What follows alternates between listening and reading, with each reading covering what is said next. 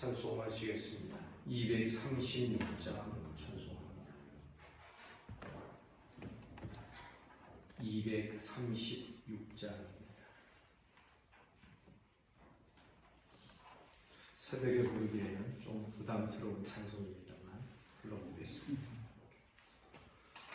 우리 모든 수고 끝나 세상 장막 벗고서 모든 근심 걱정 사라진 후에 주를 뵙고 성도 함께 면류관을 쓰리라. 새 예루살렘에서 성도들이 함께 올 때 기뻐 노래하리라. 새 예루살렘 새 예루살렘 호산나를 불러 높이 불러 왕을 맞으리. 새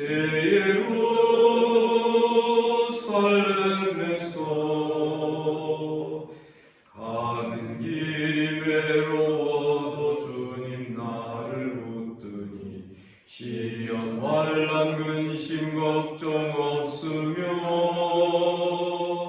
주를 믿고 따라가면 그의 뜻을 알리라. 새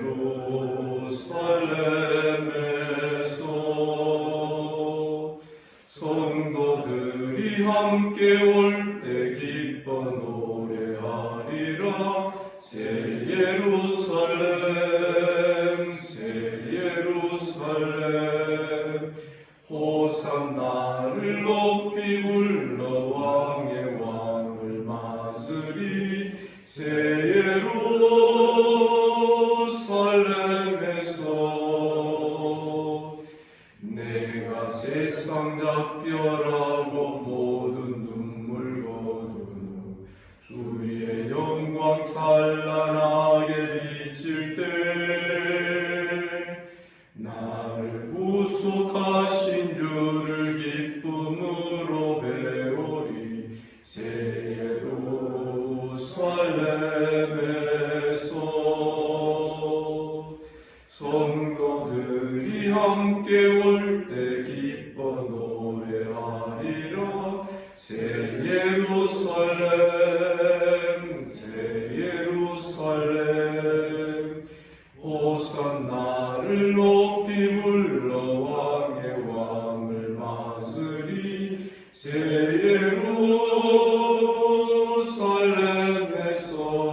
예루살렘에서 아름다운 그곳에서 구속받은 성도와 사랑하는 주님 만나 뵈올 때 주의 영광 노래하며 영원토록 살리라. 새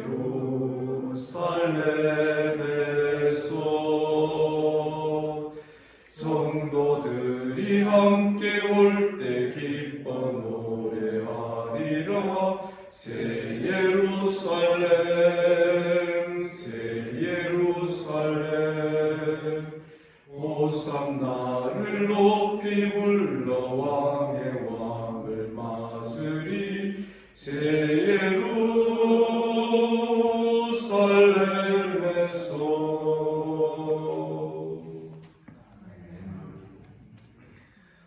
반갑습니다. 우리 주님께서 이 아침에도 우리를 이 자리로 불러주신 줄을 믿습니다. 사도신경으로 신앙 고백드립니다. 나는 전능하신 아버지 하나님 천지의 창조주를 믿습니다. 나는 그의 유일하신 아들 우리 주 예수 그리스도를 믿습니다.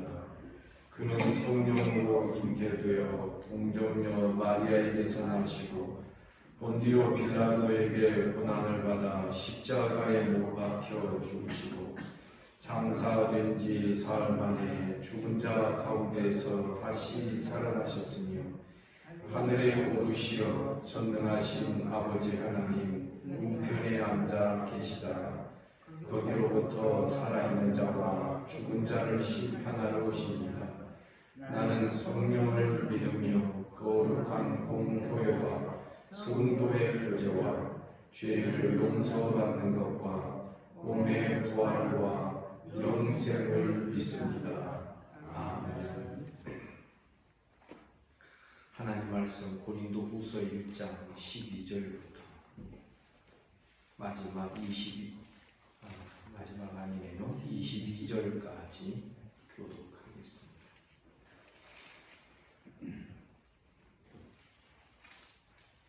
1장 12절입니다. 우리가 세상에서 특별히 너희에 대하여 하나님의 거룩함과 진실함으로 행하되 육체의 지혜로 하지 아니하고 하나님의 은혜로 행함은 우리 양심이 증언하는 바니 이것이 우리의 자랑이라. 오직 너희가 믿고 하는 것 외에 우리가 다른 것을 쓰지 아니하노니 너희가 완전히 알기를 내가 바라는 것은 너희가 우리를 부분적으로 알았으나 우리 주 예수의 날에는 너희가 우리의 자랑이 되고 우리가 너희의 자랑이 되는 그것이라.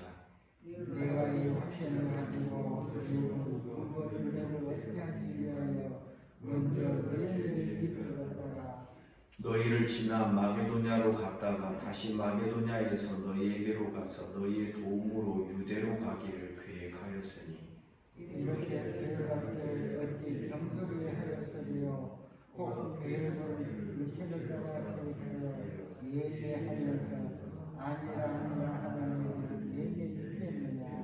하나님은 미쁘시니라. 우리가 너희에게 한 말은 예하고 아니라 함이 없도다.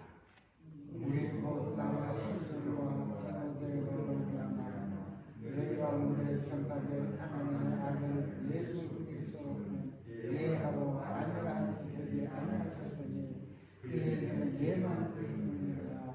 하나님의 약속은 얼마든지 그리스도 안에서 이해가 되니 그런즉 그로 말미암아 우리가 아멘하여 하나님께 영광을 돌리게 되느니라. 우리를 너희에게 함께 그리스도 안에서 끝까지 하시고 우리에게 기름을 부으시는 하나님이시니 다 같이 그가 또한 우리에게 인치시고 보존으로 우리 마음에 성령을 주셨느니라. 아멘. 어제 본문에서 우리와 너희의 관계에 대하여 말씀을 드렸습니다. 사도가 특별히 우리라고 하는 사역자, 자기를 포함한 사역자들과 성도들을 지칭하는 너희를 이렇게 구분을 하고 설명을 하는 이유가 있다라고 말씀드렸습니다. 지금 고린도 교회 문제는 고린도 전서에 기록되어 있는 문제가 전부가 아니었습니다. 결국은 진리를 전하는 그 사역자를 훼손함으로 말미암아 전해지는 그들을 통하여 전해지는 진리가 훼손되도록 하는 것이 마귀의 작전이고 사단의 작전이라는 사실을 이 고린도 후서에서 말하고자 하는 것이었습니다.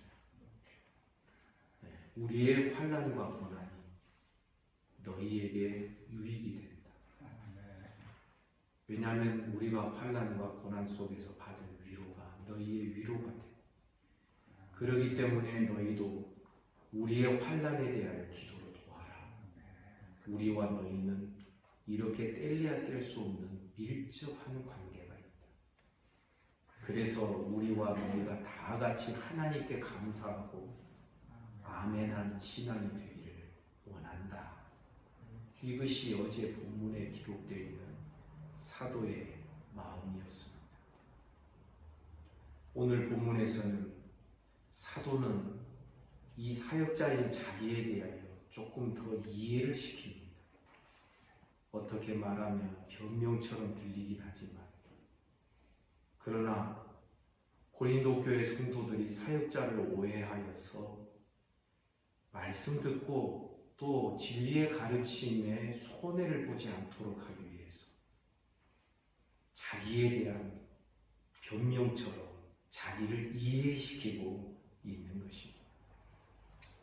12절에 보니 우리가 세상에서 특별히 너희에 대하여 하나님의 거룩함과 진실함으로 행하되, 그래서 성도나 교회를 대하지 않는다 할지라도 우리는 하나님 앞에서 진실함과 거룩함으로 행해야 되는 자들인 줄을 믿습니다.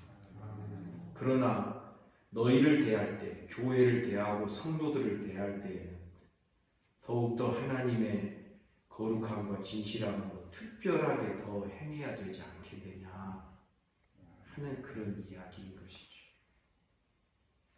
그럴 때에 육체의 지혜로 하지 아니하고 하나님의 은혜로 행했다. 이것이 우리 양심에 증언하는 바니 이것이 우리의 자랑이니라. 사실 우리가 무엇을 자랑하는 그런 표현이 아니라 우리가 하나님 앞에서 의미 있게 사는 모습이 어떤 것이겠습니까? 늘 사람이 보거나 안 보거나 양심에 거리낌이 없이 하나님 앞에서 영적으로 늘 그렇게 생각하고 말하고 행동하는 이것이 우리들의 의미 있는 삶이 아니겠습니까? 육체의 지혜로 행하는 것과 하나님의 은혜로 행하는 것은 다른 것입니다. 육체의 지혜로 행한다는 것은 자기 생각 속에서 자기 생각으로 사역자를 판단하고 다른 사람을 판단하는 그런 방식의 삶을 말하는 것입니다. 이 육체의 지혜와 하나님의 은혜의 행함이 5장 16절에서도 다시 반복이 됩니다. 5장 16절 보면 그러므로 우리가 이제부터는 어떤 사람도 육신을 따라 알지 아니하나 비록 우리가 그리스도도 육신을 따라 알았으나 이제부터는 그같이 알지 아니하나. 우리는 육신을 따라서 인간적인 생각 따라서 생각하고 판단하는 자들이 되어서는 안 된다는 것입니다. 그래서 육체를 따라 행하고 육신을 따라 행하면 그 결국은 사망이요 멸망일 수밖에 없는 것이죠.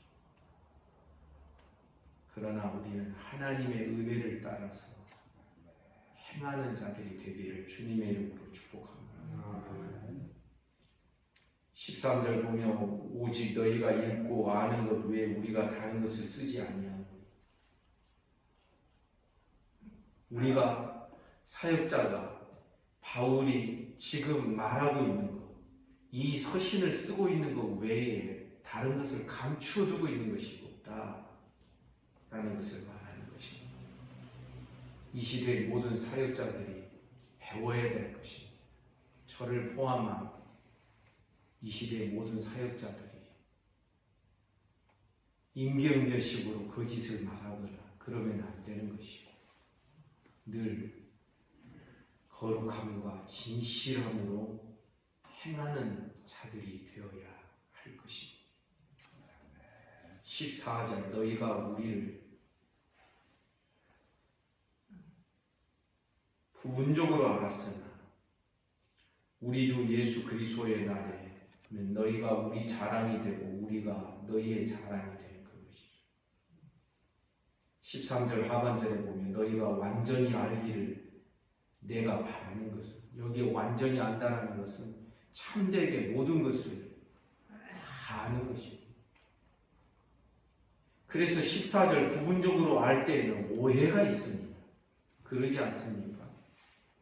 이게 다 우리가 충분히 모르기 때문에 자꾸 오해가 생기죠.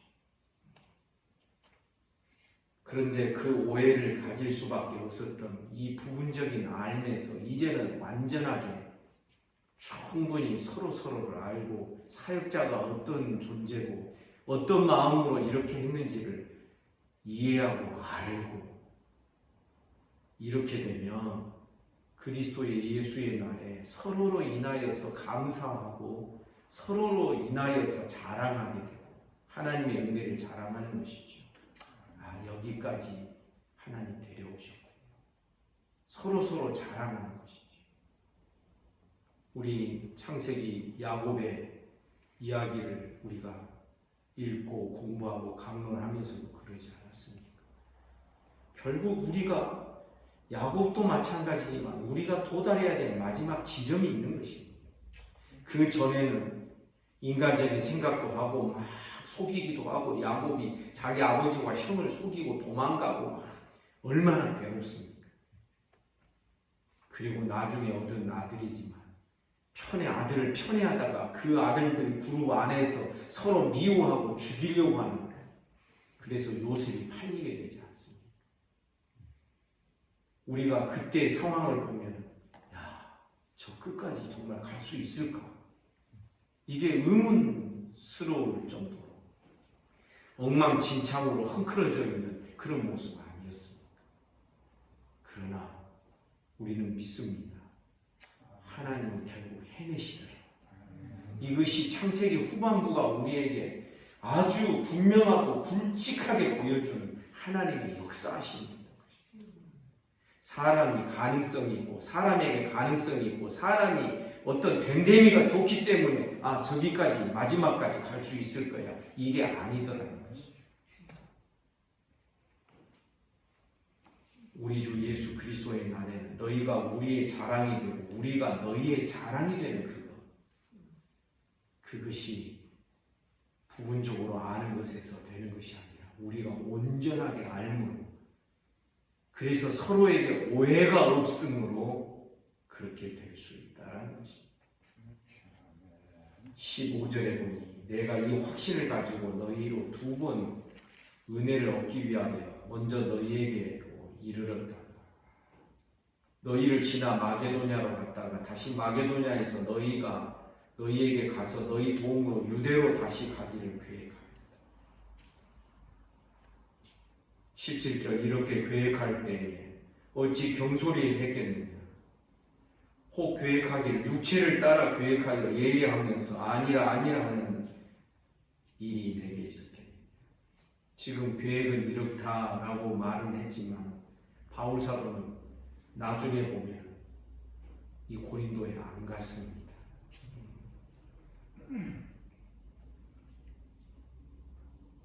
그것이 23절 내일 본문에 기록되어 있습니다. 내가 내 목숨 걸고 하나님을 불러 증언하게 하시게 하노니 내가 다시 고린도에 가지 아니한 것은 안 갔다고 했습니다. 너희를 아끼려 함이라.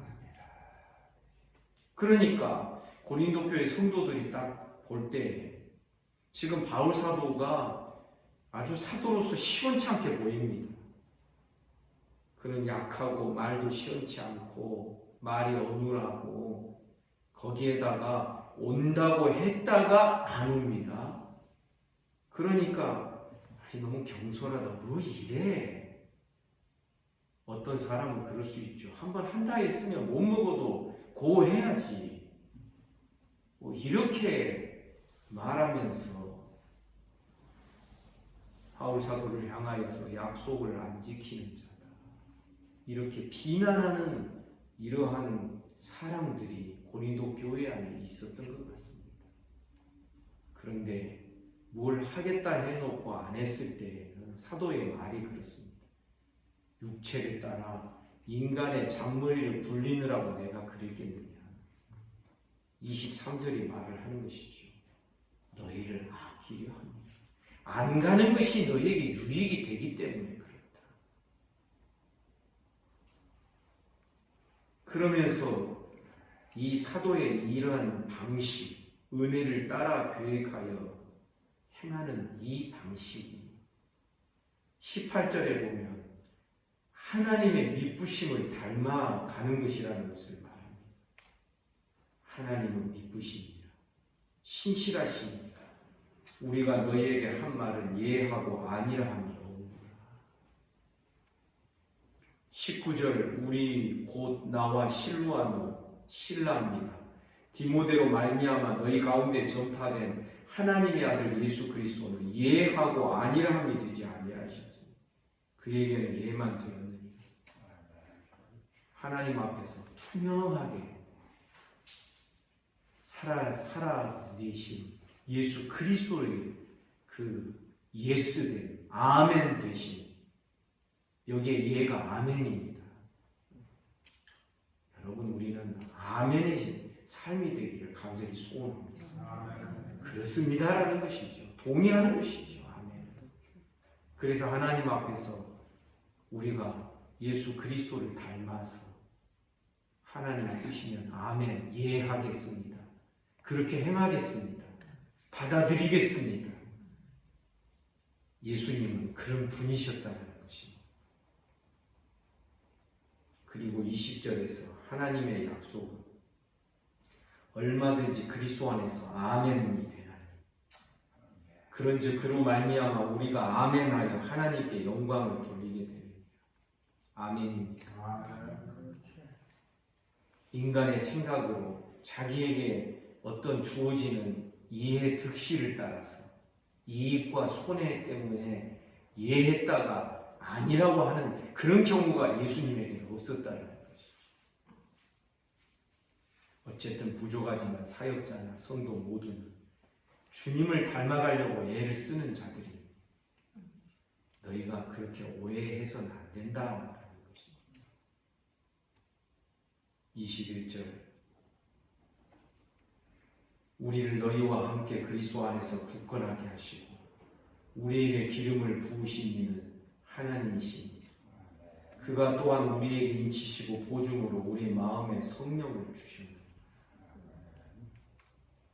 그리스도 안에서 우리를 굳게 하시고 성령을 보증으로 우리에게 주셔서 그리스도 예수의 날까지 온전하게 하시겠다. 여러분, 보증이라는 단어의 의미가 뭡니까? 꼭 그렇게 하겠다라는 것이 보증 아닙니까? 성령을 주셨다라는 것은 예수 그리스도를 나의 구주로 믿는 우리에게 성령을 주셨다라고 말씀하는 이 내용, 결국은 성령이 보증이 되시는데 성령을 주신 이 보증이 무엇을 보증하고 있냐면 그리스도 예수의 날까지는 우리가 온전하게 된다라는 그것을 보증하고 있다는 것입니다. 사랑하는 성도 여러분, 그러므로 우리 깨달아야 됩니다. 확신의 근거가 나에게 있지 않습니다. 확신의 근거가 어떤 성품 좋은 성도 그 사람에게 있지 않습니다. 뭔가 좋은 역할을 하는 어떤 사람에게 확신이, 그것 때문에 확신이 주어지는 게 아닙니다. 우리 안에 계신 성령, 아멘. 예수 그리스도를 나의 구주로 믿는 자들에게 주신 성령님은 하나님이 이미 보증해 주신 것입니다. 성령을 주셨다는 것은 이 성령이 너희를 저기 마지막 지점까지 다 데리고 갈 것이다. 온전한 자리까지 이르도록 하실 것이다라는 것에 대한 보증이 되는 것입니다. 사랑하는 성도 여러분, 그래서 우리 깨달아야 됩니다. 두려워하지 마십시오. 조바심 갖지 맙시다. 뭐 하나 잘못되면 그냥 저 사람은 그래 막 이러지 말고 그 안에 계신 성령님을 믿고 느긋해 봅시다. 왜? 그 사람의 됨됨이가 저기까지 가는 보증이 되는 거 아니잖아요.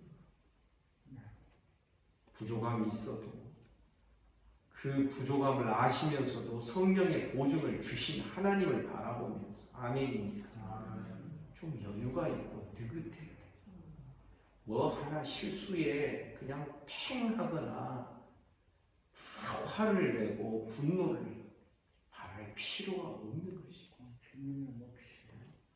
우리는 하나님이 행하신 이 일을 참되게 바라보고 있다면 우리의 삶에는 여유가 있습니다. 그게 정상 아니겠습니까? 그래서 바울사도는 말합니다. 내가 마게도냐로 갔다가 마게도냐를 지나서 다시 너희 고린도에 가고 고린도에서 다시 예루살렘으로 유다로 그렇게 보내주기를 바라는 그 교회를 세우고 내가 가겠다, 고린도 교회 가겠다 했지만 가지 아니하는 이유가 어찌 육신을 따라서 막 머리를 써보니까 안 가는 게 나한테 이익이기 때문에 그러겠느냐? 아니다. 우리 안에 계신 성령님께서 어떤 마음을 주시고 무엇을 행하게 하거나 무엇을 안 했으면 좋겠다라고 하는 생각을 주실 때에는 그것이 어떻게 육체를 따라 계획한 것이 없겠느냐. 너희의 유익을 위하여 그런 것이 아니라 내일 본문 23절이 그것을 말하죠. 아까 말씀드린 겁니다. 내가 내 목숨을 걸고 하나님을 불러 증언하시게 하니 내가 다시 고린도에 가지 아니하는 것은 너희를 아끼리라. 이유가 있다라는 것이죠. 지금 내가 가게 되면 너희가 상할까봐 하는 이야기를 2장에서 하고 있는 것입니다. 24절 같은 데서는 더 그것을 말하죠. 우리가 너희 믿음을 주관하려는 것이 아니고 오직 너희 기쁨을 돕는 자가 되려 하니 이는 너희가 믿음에 섰습니다. 너희가 믿음이 없는 사람이라면 완전히 없는 사람이라면 그렇지 않지만 너희가 믿음이 어느 정도 있기 때문에 너희를 주관하려는 게 아니다. 저는 여기서 목회자의 한계와 경계선을 보게 됩니다. 성도들의 믿음이 목회자에게 전적으로 달려있는 게 아닙니다. 주관하려는 게 아니라는 것입니다. 너희를 돕는 자가 되려 합니다. 저는 한국교회 목회자들이 너무 많이 역할을 하려고 해서도 안 되고 성도들 입장에서 목회자가 우리에게 많은 역할을 해달라고 요구해서도 안 된다는 생각합니다. 적당히 해야 됩니다. 사실 주관하면 성도들은 편하지. 왜냐하면 처음부터 끝까지 목회자가 만약 다 책임지고 막 관리해주고 막 이런다면 얼마나 편하겠습니까?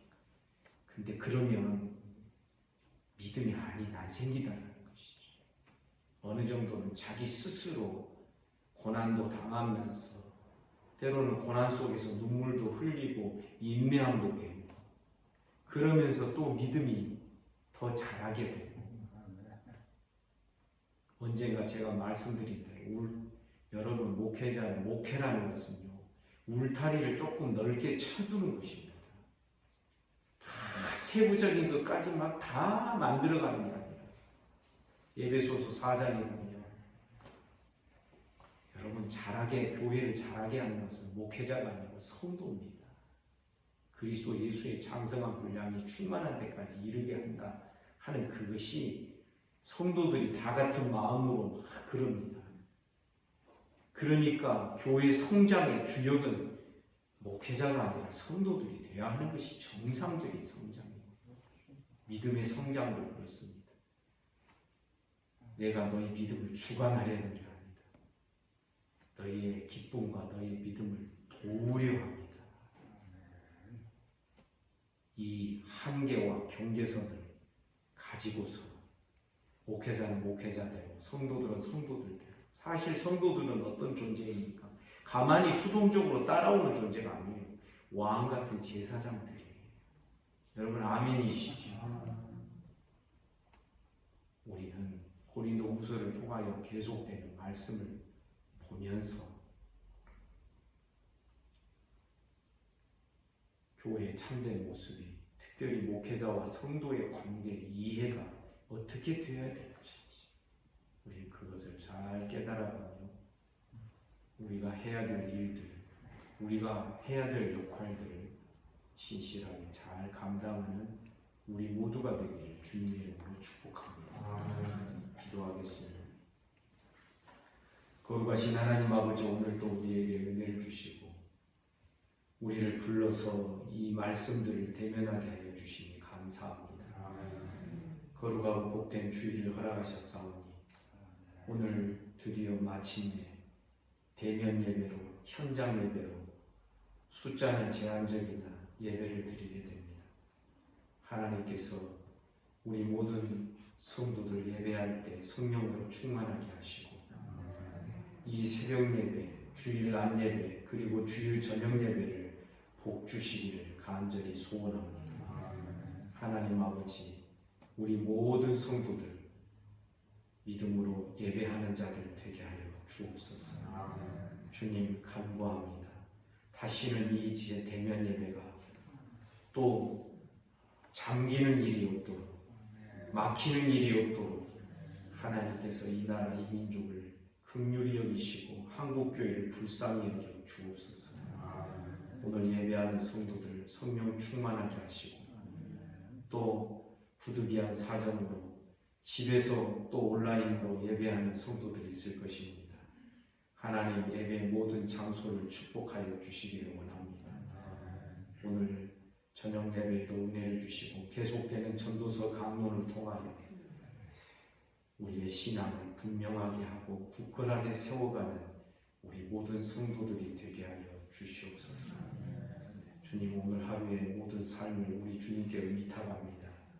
몸이 아픈 우리 모든 성도들 소위로부터 시작하여 최영숙 집사님 이르기까지 모든 이들을 하나님 어루만져 주옵소서. 예수 이름으로 명하노니 깨끗함을 받을지어다. 예수 이름으로 기도하옵나이다. 아멘. 말씀 묵상하시겠습니다.